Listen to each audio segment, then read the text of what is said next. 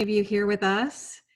I think this is a a test for us. This is an experiment for us. We wanted to put it together a platform and a way for us to provide some information and just basic understanding of some of the systems that are working and touching and providing service to survivors and victims of domestic violence. And we have such great experts within our organization, and you're going to hear some fantastic information from our expert Amy Smith tonight. We hope that this is, again, just building a platform of basic knowledge that will lead us to, at the end of the month, having a really robust conversation about what we've learned, and then helping us to think together, how do we address any gaps or problems or challenges, but then also knowing what the strengths that we have that are in place that are helping us get where we need to go. So I am so honored that Amy is here with us, and I hope you get some really great information. Thanks. Okay, thank you. And as I said before, we are going to be recording this. So if you don't want to have your name on the screen, or if you don't want to have your faces on the screen, then you can turn off your camera. Rebecca can explain in the chat how we can, how you can change your name or turn your name off on your screen. We have a quick poll to begin with. Rebecca, do you want to do the poll? As you know, I don't know how. So as you can see, if you can just kind of give us a little bit about who you are, so we can sort of figure out who we're talking to. I will give you a few minutes to kind of fill out the poll. Well, it looks like everyone that so far is in the nonprofit sector, so that's awesome. So we will, yep, I guess we're all here in the nonprofit sector, so we'll just go with that. So good evening, my name is Amy Smith, and to kind of give you a little bit of background about the Coordinating Council, we were created in 1996 to help domestic violence people get along and trying to make sure that victims had access to services and to hold offenders accountable. So tonight we're going to talk a little bit about the criminal justice system. It's just a basic 101 criminal justice system. Hopefully we'll have some time at the end to kind of to talk a little bit about, get some questions and answers. So when you talk about the criminal justice system, the first thing to kind of really talk about is what's the difference between criminal and civil justice. So as you can see, I have two definitions up here. The criminal justice system is a system of law enforcement that is directly involved in apprehending, prosecuting, defending, sentencing, and punishing those who are suspected or convicted of a criminal offense. And then we have the civil justice system, which is a way for individuals to achieve a fair solution when they have been injured or harmed due to another person's negligence, recklessness, or malpractice. It allows people to sue one another for money damages and to obtain recovery for to sue for money damages and obtain recoveries for injuries. Sorry, it's a late evening. So when you talk about criminal justice, it's made up of a group of government agencies and institutions. The main goals are to rehabilitate the offenders, prevent other crimes, and support victims. For those of you, to give you a little bit of background about myself, I spent about 20 years at the Harris County District Attorney's Office as the Director of Victim Witness, of the Victim Witness Division. So victims are a very real personal passion of mine, and I always want to make sure that victims are well represented and given the rights and the dignity and the respect that they deserve. So when you're talking about the criminal justice system, who's involved and what do they do? You can't have a criminal justice system without law enforcement. They're the first responders into the system. You have the district attorney's office, you have courts, you have the probation department, you have the Texas Department of Criminal Justice, or TDC, or prison, and then there's parole. And then you have the offender, who is the person that has committed the crime. And then you have the victim. And the victim is really the only person in all of on this list of people that did not ask to be a part of the criminal justice system. When you think about being a victim, you don't wake up in the morning and say, hey, you know what? I'm going to be a victim today. So at 10:05, I'm going to remember exactly where I am, exactly what I was wearing, exactly who's around me. I'm going to remember exactly what they look like and exactly what they were wearing so that I can be the best victim that there is and report everything and remember everything and talk about everything so that I can do the best job that I can. We don't wake up in the morning and think like that or think about that. So I always like to say is that victims are the people that never didn't want to be in this system. Everyone else decided.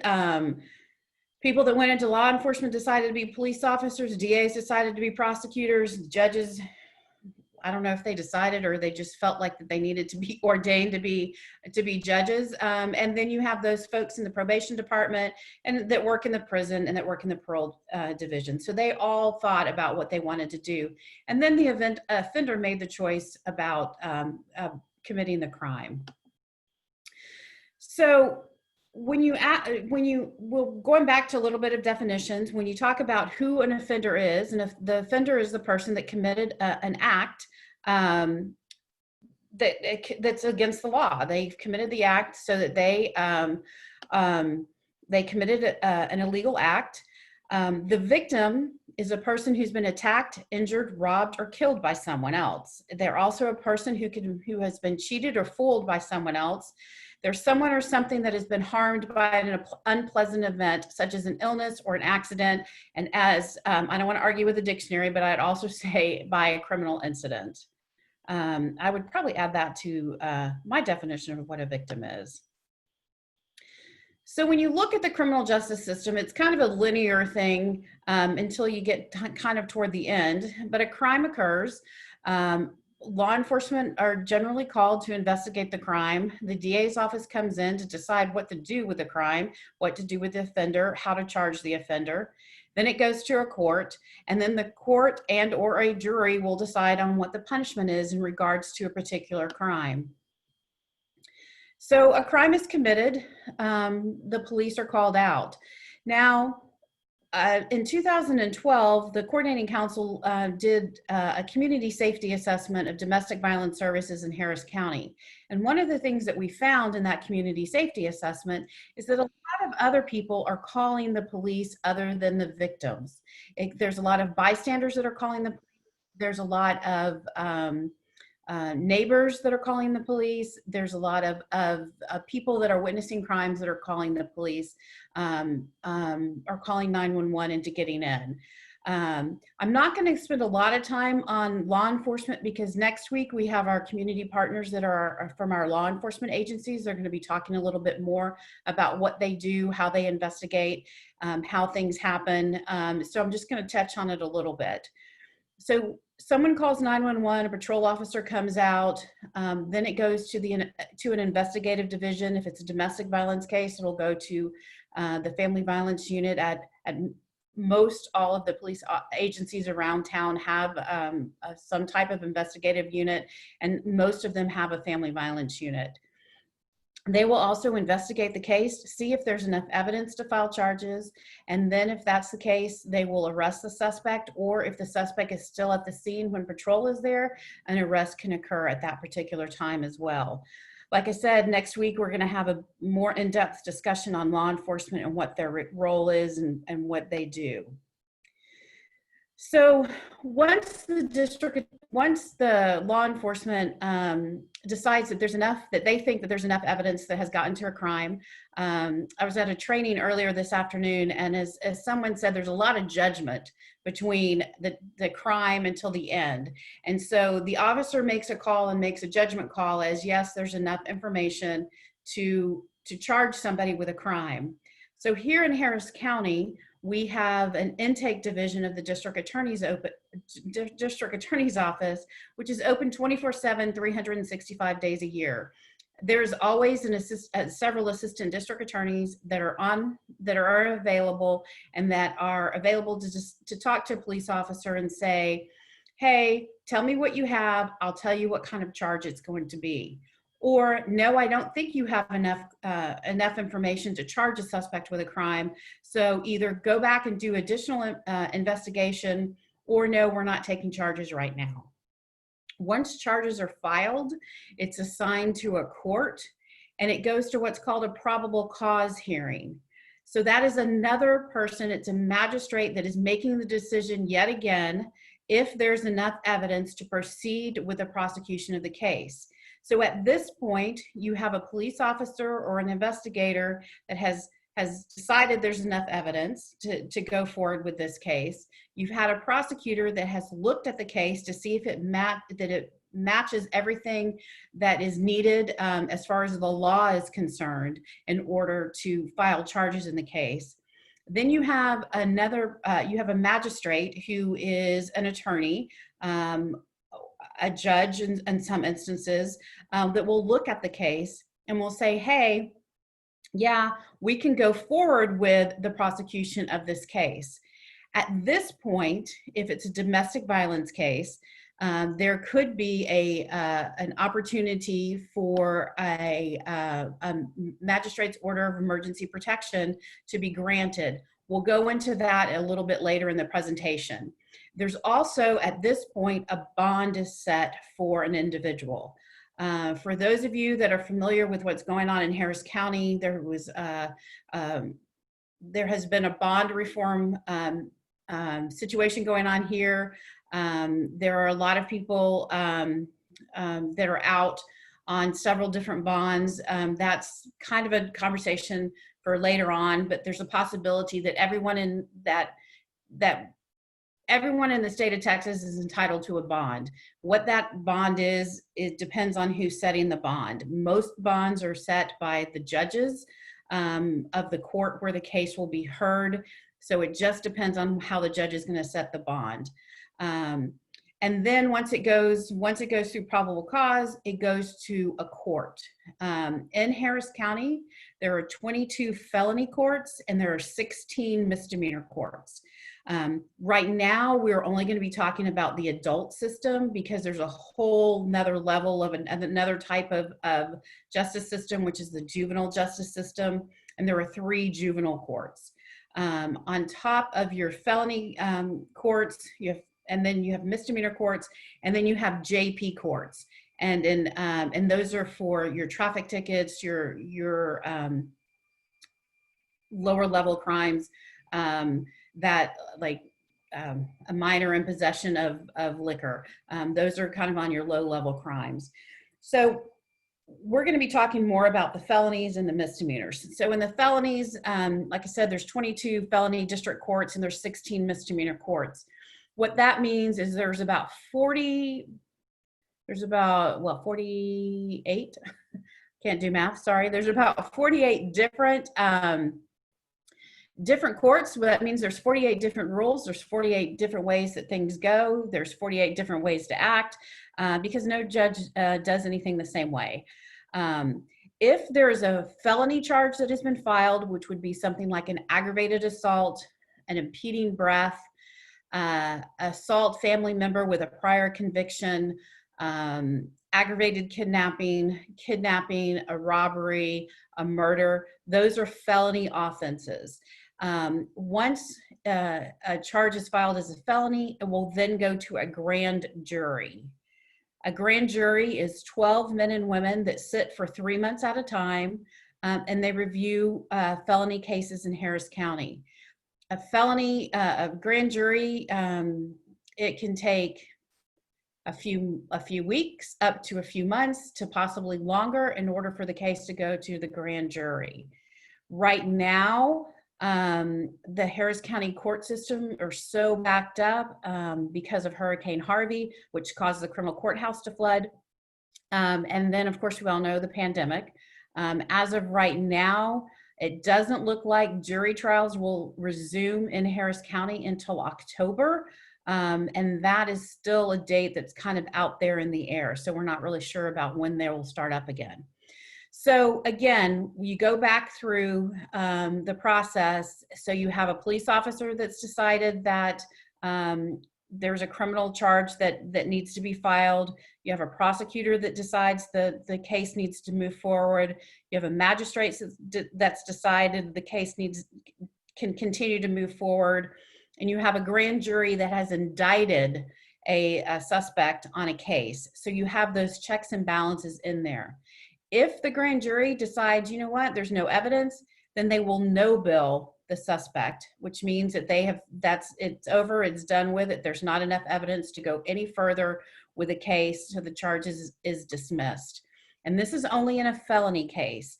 If you have a misdemeanor charge, which will be like an assault, a criminal mischief, a DWI, first time offender, criminal trespass, terroristic threat, harassment, those are all listed as misdemeanor events or misdemeanor crimes, and they will go to a different type of judge. They will go to a county court, and that judge will decide whether or not how much further the case goes.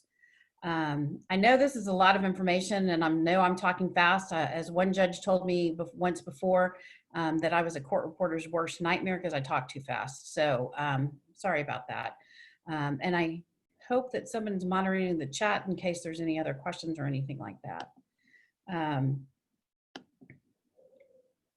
So then you get to the court. Sorry, got a little ahead of myself. Then you get to the court. This is a picture of the lovely Harris County criminal justice system, which I really should have had it underwater because it seems like it's been out underwater several times since it was built. But when you go to the court, each court, like I said, has a judge, and the judge is the one that rules that particular court. When a case gets to a court, there's several things that can happen. The defendant can decide to plead guilty, and the prosecutor in the case and the defense attorney will agree upon what a plea is. It could be X number of days in jail. It could be X number of years on probation. It could be a combination of the both. It could be whatever the general average is usually what the prosecutor is going to offer as a plea. The suspect will then, by that time he's called a defendant, the defendant will plead guilty or plead no contest, and then the judge will sentence the defendant. The defendant can say, I'm going to plead not guilty, and I'm going to take it to a trial. I used to say that it takes about a year for a misdemeanor to go to trial and about a year and a half for a felony to go to trial. These days we're talking it's going to take a couple. I'm not lying. I'm not going to tell you how long it's going to take because I have no idea. It just, because everything is so backed up right now due to like Harvey and to the pandemic, I can't even tell you how long these cases are going to take these days. But when a suspect pleads not guilty, then it's going to eventually be set for a trial. During the time that they're awaiting for trial, the defendant does have to check in with a court every so often for different types of hearings. At that point, the judge can put, if the defendant is out on bond, the judge can put conditions on that defendant's bond. They can put a no contact with the victim, a no contact with the witnesses. They could put a curfew on. They can put a GPS tracker on the suspect to track his location. They can kind of do a house arrest type of thing where he or she can only leave during a specific time period. They can require drug testing. They can require the defendant have a job. They can require that they check in at different times with whoever's supervising that person. I guess I need to go back a little bit because there's several ways you can get out on bond. You can get out on what's called a PR bond, which is a personal recognizance bond, which means that's just you're going to promise to appear. You can get out on what's called a surety bond. It's where you put up something that's going to guarantee that you'll show up. And if you don't show up, then the bonding company, the state, can take what that is that you put up as a surety, like a house, a piece of property, things like that. or you can get out on a cash bond, just give them cash and you can get out. Usually it's about 10% of whatever the bond is. So say it's $1,000 bond, you can get out on $100. So those are kind of the different types of bond. So while the suspect is out on bond, they should be being monitored by either the pretrial services or by probation, depending on who monitors the offender. They should also be checking in with their defense attorney and checking in with their bonding company to make sure that they're complying with the conditions of their bond. When the case goes to trial, a jury will be picked. It's 12 men or women, a jury of your peers that listen to the evidence. The first part of the trial is the guilt or innocence part of the trial, and that's solely focused on what happened at that particular time for that particular crime. It doesn't have anything to do with the suspect's past history or anything like that. All it has to do is on that particular crime, and did that person commit that particular crime.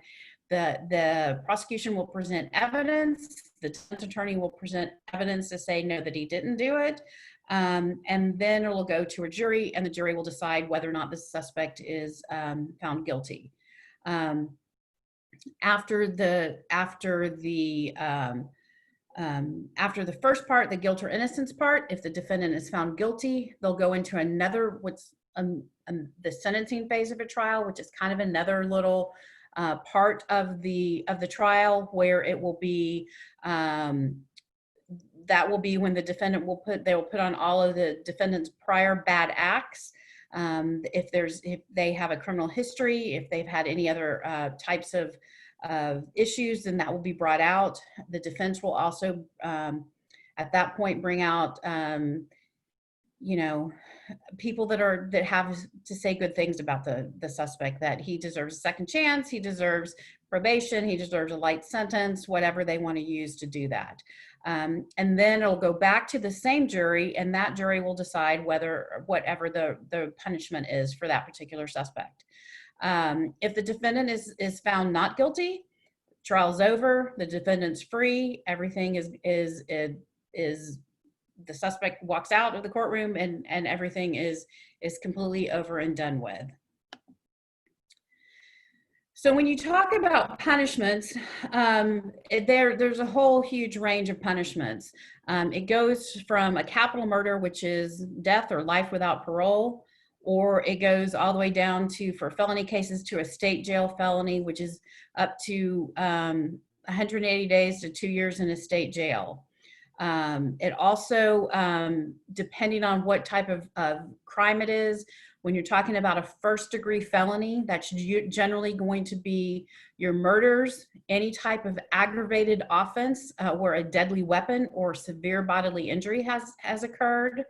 A second-degree felony is going to be generally your sexual assaults, unless it's an aggravated sexual assault, but a sexual assault, an aggravated assault where there was no severe bodily injury or no weapon involved.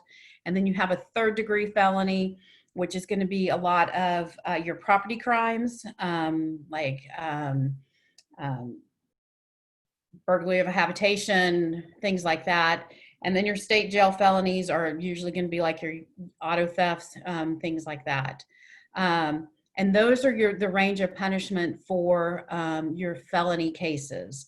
Now, this is the state courts are not like the federal courts. There's no sentencing guidelines. So if you're on a jury and it's a first-degree felony, and you go back into the jury room when you're trying to decide on a person's fate, you have a range of punishment from 5 years in prison, 10 years probation, or 99 years in prison. So there have to be 12 people that are going to agree on what that sentence is. The prosecutor will give you what they think you should give them. The defense attorney will counter with what they think you should give them. And usually it falls somewhere in between for a jury to decide how long what the punishment's going to be. Having spent almost 20 years at the DA's office and waiting for numerous verdicts, sometimes the verdict for the sentencing takes a lot longer than it does for the conviction, and that's because it's really hard to decide what time to give a person. And then you have your misdemeanor cases, where your misdemeanors are basically your class A's, which would be your assault charges, which is where a lot of our domestic violence cases come in. And then you have your class B misdemeanors, which are like your telephone harassment, criminal mischief, things like that. And then your class C's, or like I said, are basically your traffic tickets, your minor in possession of alcohol, some class C assaults where there's no bodily injury. It's just, they really couldn't decide.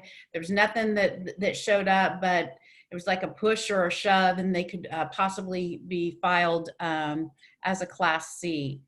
In Harris County, your Class C charges are handled by municipal courts and by municipal prosecutors, which means it's just like a traffic ticket. It goes to the city of Houston, it goes to the city of Humble, it goes to the city of Memorial Villages cities. It goes to a city prosecutor. It does not go up to the district attorney's office.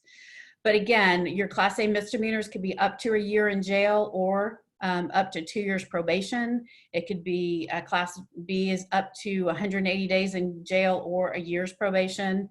And it could be Class C, like I said, is up to a $500 fine. Every defendant is eligible for probation. It just depends on what their criminal history is, what the severity of the crime, and what folks are thinking. The only people that cannot get probation are people that are charged with an aggravated offense that has a deadly weapon in it. So I know I'm kind of throwing around a lot of terms, but when you talk about what is probation, probation is basically a court-imposed criminal sentence that has conditions on it and restrictions on it, but it releases the defendant out into the community instead of confining him to jail or prison. There are two types of probation.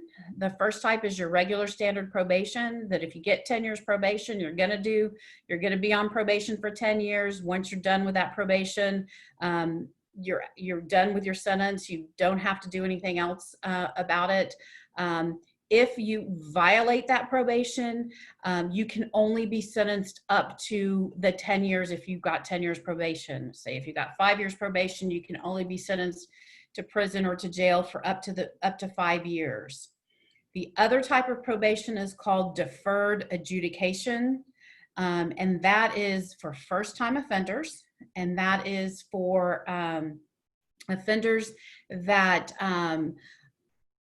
are pleading to and agreeing that yes, that they're going to plead no contest, which means they're not admitting that they did it, but they were found guilty, and the judge is going to give them what's called a deferred adjudication for, like, say, up to 10 years. But if they're placed on deferred adjudication for a crime that has a punishment range of like 2 to 20, and they get 10 years deferred adjudication, if they violate that probation, that type of probation, they can get up to the original sentencing guidelines, so up to 20 years. So even if they violate their probation at 9 years, they can still get up to an additional 10 years as a result of that, of violating their conditions of their probation. So a lot of times you have people that are on probation, and you hear probation and then you hear parole kind of like going back and forth and being used interchangeably, which it's not. Probation is a sentence that you received and you serve your sentence. You're out in the community. If you violate it, you go to jail. Parole is when you were sentenced to prison, um, and you have been sent away to prison, and you're released early from that prison sentence.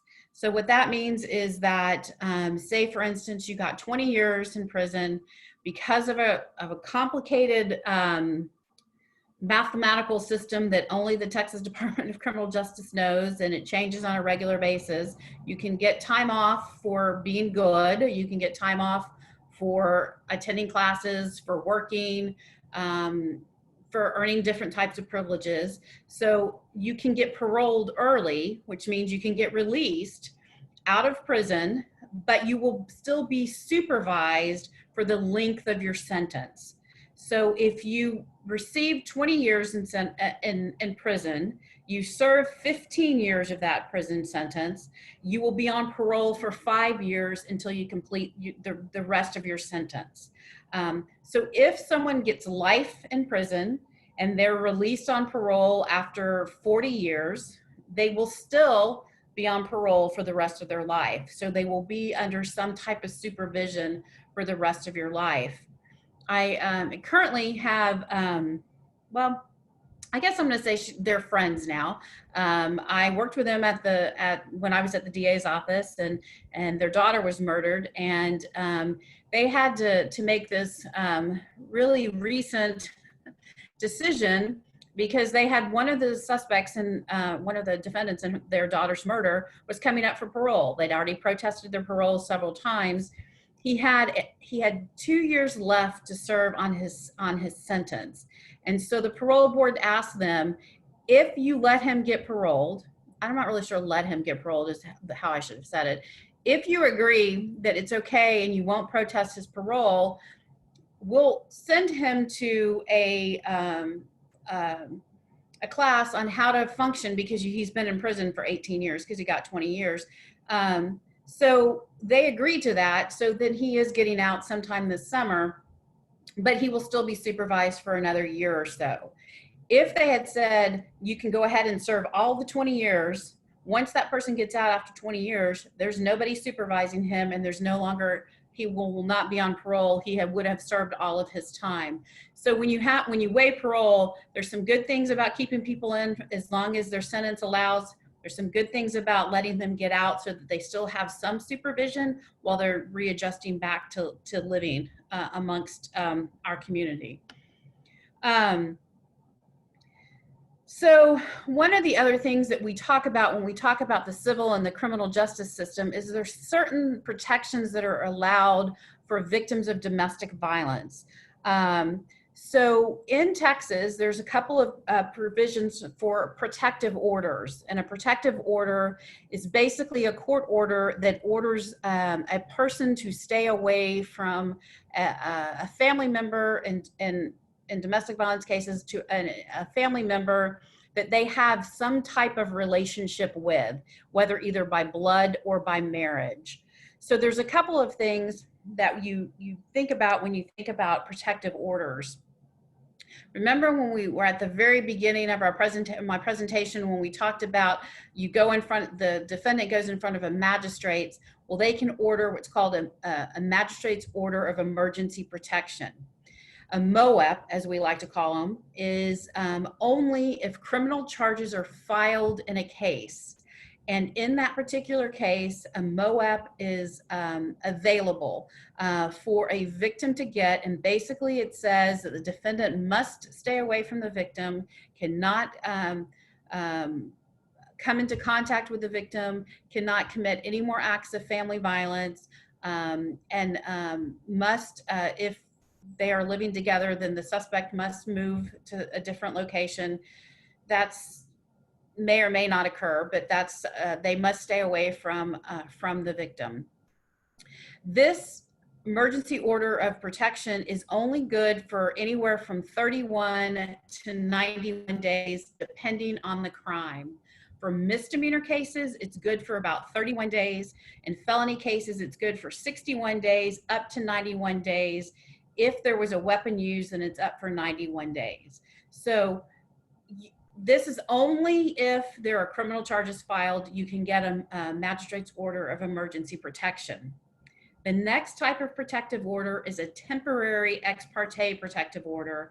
And that is when a person goes down, here in Harris County, you can go to the district attorney's office to file at their family criminal law division. You can go down to ABDA, which is Aid to Victims of Domestic Abuse, and they can help you with a protective order, or you can go to a private attorney, or you can also file it yourself.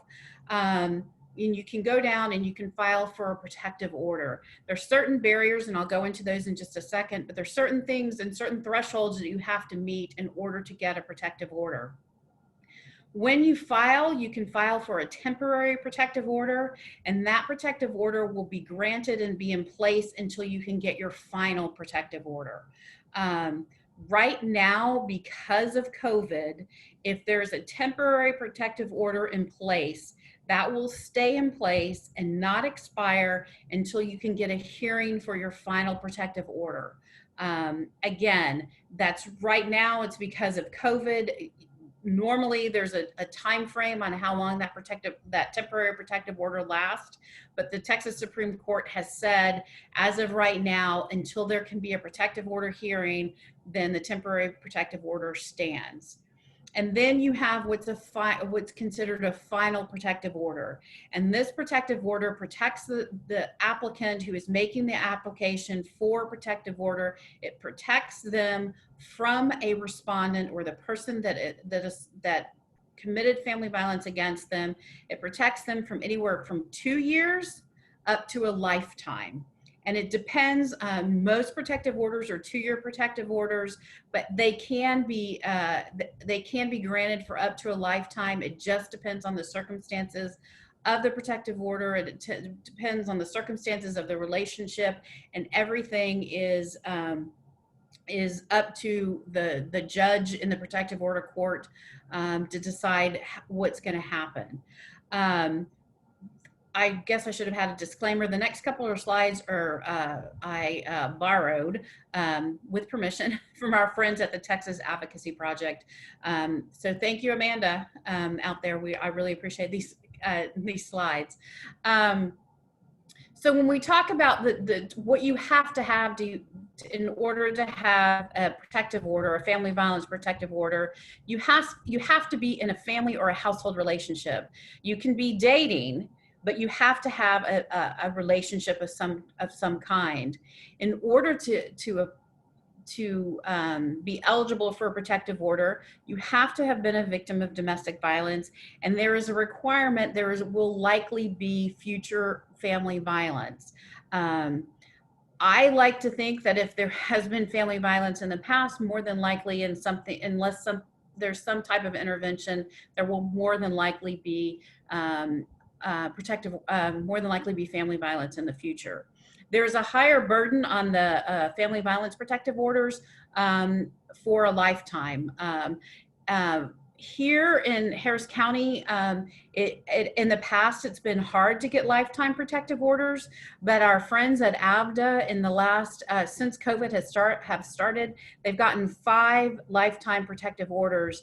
In previous years, they've only gotten like 5 the entire year, but just since COVID started, they've gotten 5 lifetime protective orders. So that's pretty telling in this day and age. Again, the protective orders are from anywhere from 2 years to up to a lifetime. If a defendant is sentenced to time in prison, the protective order can start. Even though you get it now, it can start when they get out of prison. And again, in order for a family, you can add children to your protective order as well. Also, there are protective orders that are available for sexual assault, stalking, or trafficking victims. During these protective orders, there's no type of relationship that's required. You do not have to prove that it's likely to occur again. And it's easier to get a lifetime protective order on these particular cases, especially if you're talking about sexual assault of a child or just sexual assault in general. Also, children are eligible for these types of protective orders. So the kids that have protective orders, the kids that are involved in child sexual assault cases can also get protective orders. and they can either have their guardian apply for it, or CPS can apply for it if CPS is involved in the case. What's really important to remember too is that people keep throwing around this term a restraining order. A restraining order is not a protective order, and it's not the same as a protective order. So how are they different? When you're talking about a protective order is, its intent is to protect people. If a person has a protective order and that protective order is violated, it is a criminal charge. They can be held, they can be arrested, they can be charged with an offense, which is depending on where it falls. It could be a class A misdemeanor for the first offense, and then it goes up to a 3rd-degree felony for any subsequent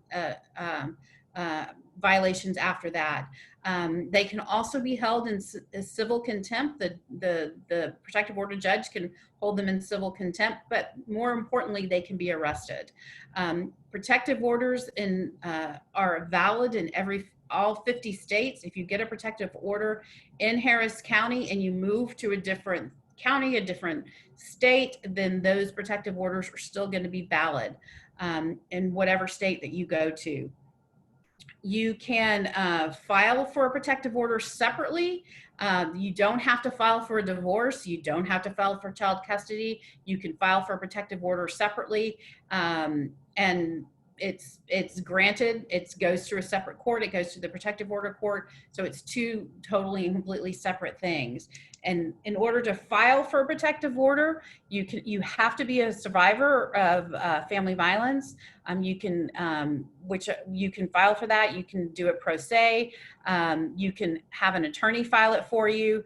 CPS can file for a child, and a parent or guardian can file for a child.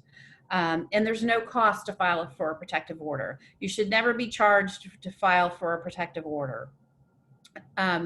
Now, if you have a temporary restraining order, which people say, oh, just go get a restraining order, that's really intended to protect property. And it can be used to protect against people, but it's usually like neighbors or now, I guess just basically neighbors, but it's usually to protect property. And it's only enforceable by a civil contempt order, which means that if a person is held in violation of the restraining order, then they're just fined. They can't be arrested. They can't.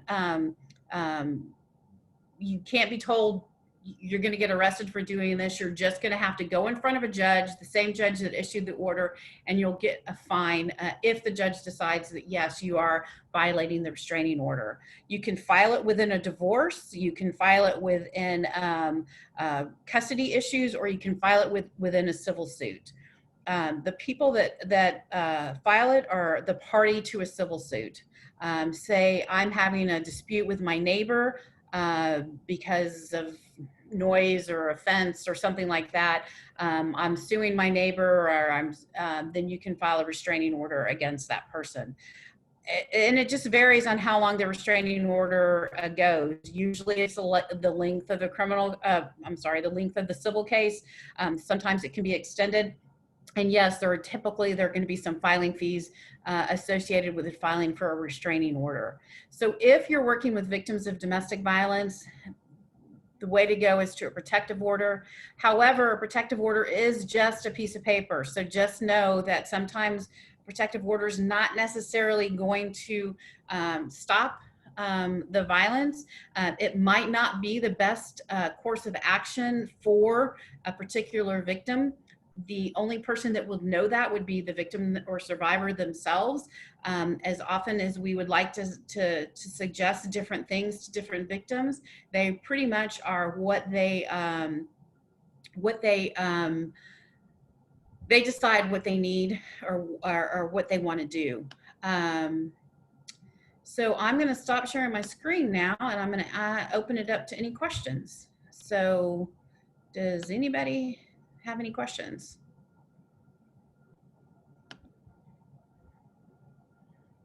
We can unmute you, or you can unmute yourself if you just want to ask them instead of putting them in the chat box.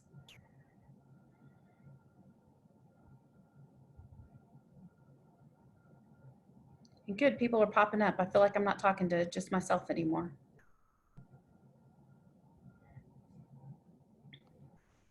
So Amy, I will tell you, we've had some technical difficulties, and I Oh, think we had some people not be able to click in. So after this, Rebecca is going to send out the recording to everyone who's registered.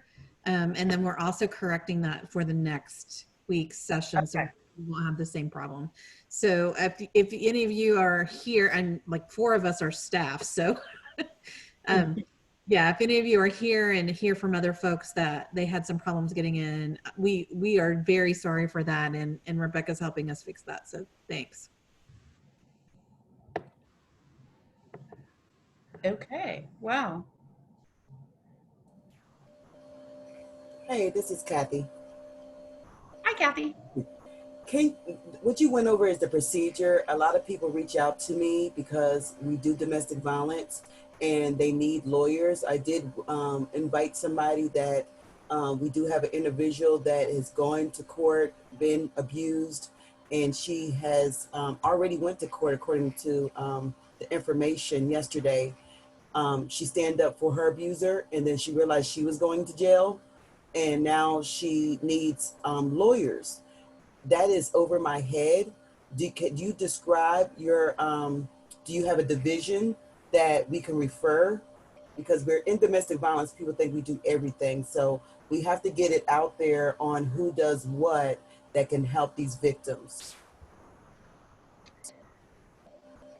I don't have, that's a tough question. I'm concerned that was she arrested or Something I for, can get, if the other individual wants to speak on the case. okay. I Yeah, I think there's going to be a lot of different reasons. That might be something we talk offline on to try to figure out the best way we can go about helping. I know sometimes a lot. I'm sorry. Is there something on the webpage in the future that you want me to send people to? Like if they have any questions on legal counsel, that is not my realm. Well, I'm not a lawyer, and we don't have any lawyers on staff. I think if there is some type of legal question, I know that AVDA might be able to help them. However, they don't do criminal law. They do family law. They do protective orders. But I'm sure that they can maybe reach out.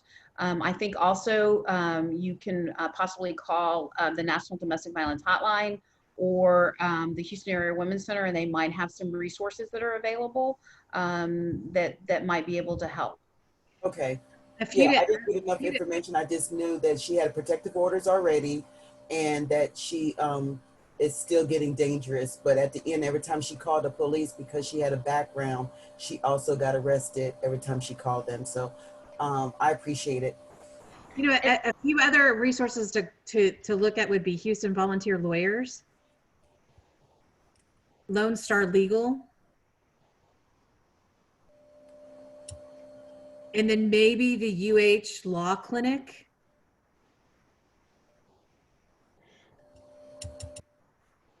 I would Google those 3 places as well, because I think they'll be able to offer services.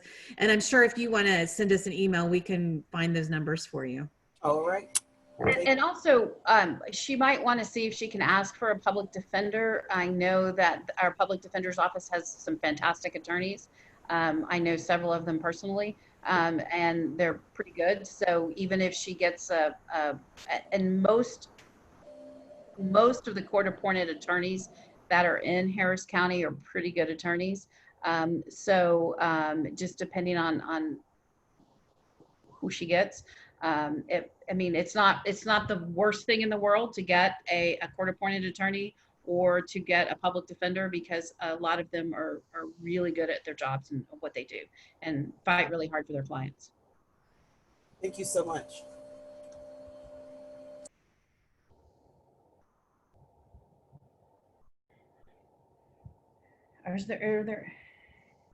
Oh, thank you, Nisha, for putting Houston Volunteer Lawyers in the chat, the numbers in the chat.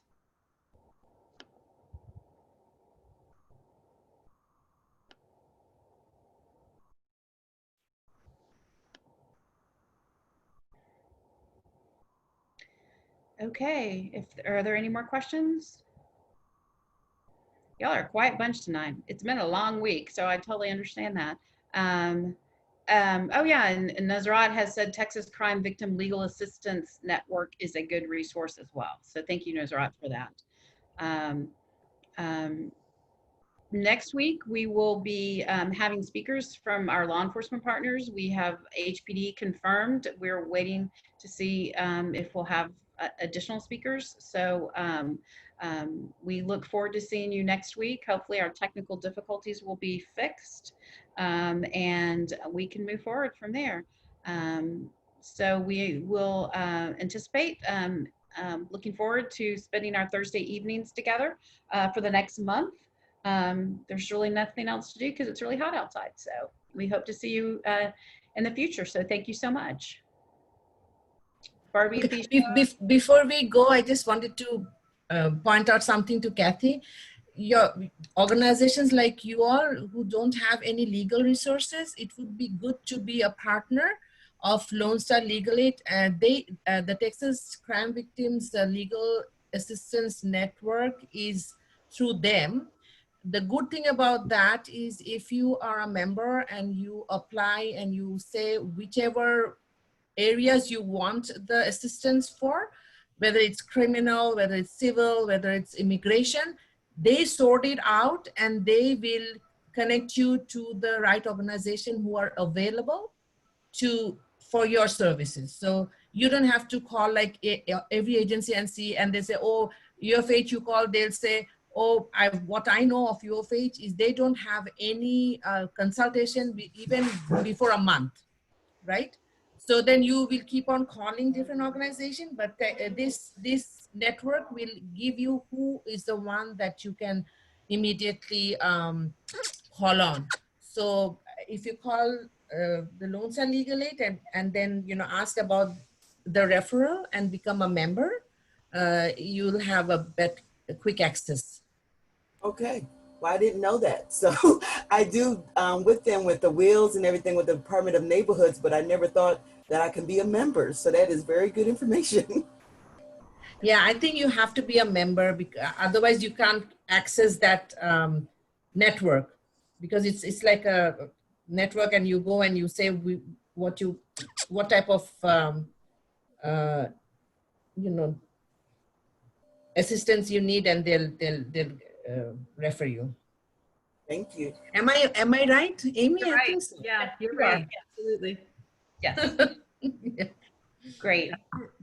Okay, and we will add the links and the numbers to the recording in case we need them. So thank you guys very much. Thank you. Thank you, and y'all be safe out there. Stay safe and sane, and see you soon.